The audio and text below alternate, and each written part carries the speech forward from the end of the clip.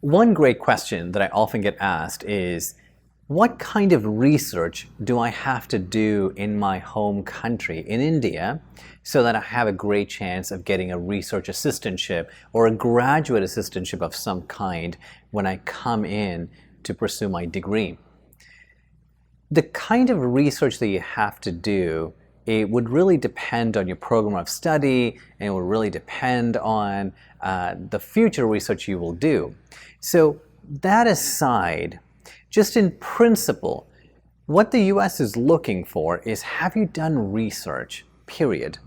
Because the kind of discipline that you would need to do research is fundamentally different than having a work experience.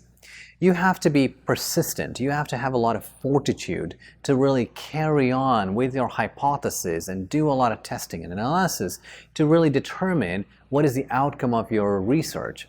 You may not even have an outcome because research generally takes time for it to materialize, but that's indifferent. What they're seeking is, do you have the overall scientific approach down so you can do further research? Now, having said all that, you should absolutely take advantage of the time that you have in home country to prepare yourself to get that research assistantship when you land here in the US. There's a couple of different ways that I advocate for. Firstly, across the different universities you're applying to, you need to start to have a dialogue with the professors in your course curriculum. You can start that dialogue many months leading up to your arrival here in the US. So if you're planning on arrival in August of 2020, start that dialogue as soon as you've tried to apply. You don't even need to have applied to the university to start that dialogue with that university professor. You can talk to them about who you are as a person. You can talk to them about your interests and how that really matches their interests, because your goal is to have at least 3 or 4 different email conversations before you get here. You're trying to establish yourself as a very diligent student who has had a lot of exposure in the field of research. And once you're able to do that and craft that perception in that sense, you will have a greater degree of success when it comes to finding that research opportunity, because when the professor finally does choose to do a research and opens up an assistantship, you're the first person that they will think about, because you've had at least a bit more longer running relationship with that individual than the rest of your peers.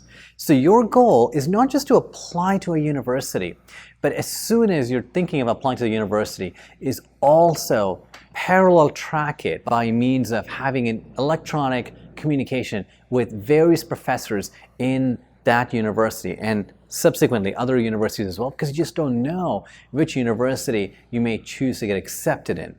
And the reason why you're starting this early, why not start until after you're getting accepted? You could, surely, but you want to start the dialogue, because when you send an email, you may not get a response, but you want to have fluidity of that follow-up.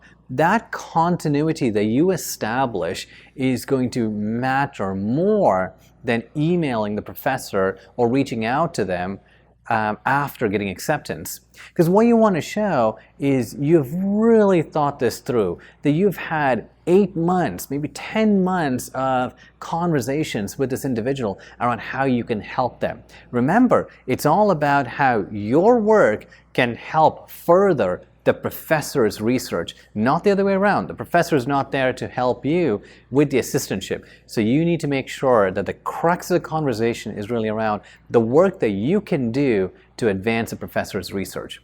By clinically focusing on ensuring that you have that dialogue with a whole slew of professors at multiple universities, you can ensure that you will have a research assistantship. And maybe you may even get the research assistantship before you even arrive on campus. It's unlikely, but you may even have a great opportunity that's lined up. And that can fundamentally shift your decision around which university to enroll in as well. So that's my best advice around research and how do you think about it in hopes of accomplishing and getting a strong research assistantship when you arrive on campus.